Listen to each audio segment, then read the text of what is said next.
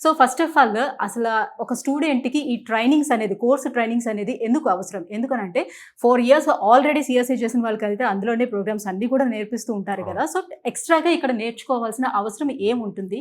ఏ కోర్సులు అందిస్తుంది? సో బేసిక్‌గా మీరన్నట్టు 4 ఇయర్స్ బీటెక్ చదివిన వాళ్ళైనా, డిగ్రీ చదివిన వాళ్ళైనా వాళ్ళు అక్కడ నేర్చుకొని ఉంటారు. తర్వాత ఎందుకు కొద్దినంత వాళ్ళకి అవసరం అంటే చాలా ర్యాపిడ్‌గా సాఫ్ట్‌వేర్ ఇండస్ట్రీ చేంజ్ అవుతుందండి. ఎవ్రీ 3 మంత్స్‌కి చేంజెస్ చూస్తున్నాం అనమాట. కానీ మన ఎడ్యుకేషన్ సిస్టంలో కరికులమ్స్ అన్నీ కూడా ఎప్పుడో 15-20 ఇయర్స్ బ్యాక్ డిజైన్ చేసినవి ఉన్నాయి.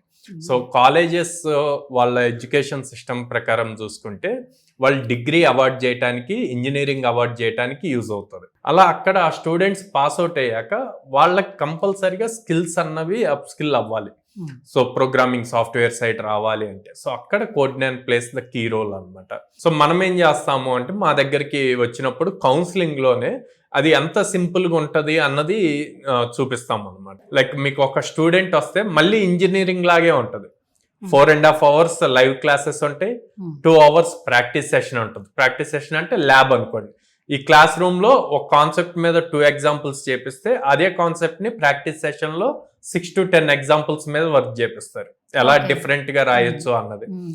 6.5 అవర్స్ క్యాంపస్ లో వర్క్ చేయాలి. ఇంటికి వెళ్ళాక మళ్ళీ ½ an hour ఎగ్జామ్ ఉంటుంది, ఆన్లైన్ ఎగ్జామ్. సో ఏ రోజు ఆ రోజే వాళ్ళు ఎంతవరకు నేర్చుకున్నారు అన్నది వాళ్ళకి రిపోర్ట్ ఉంటుంది.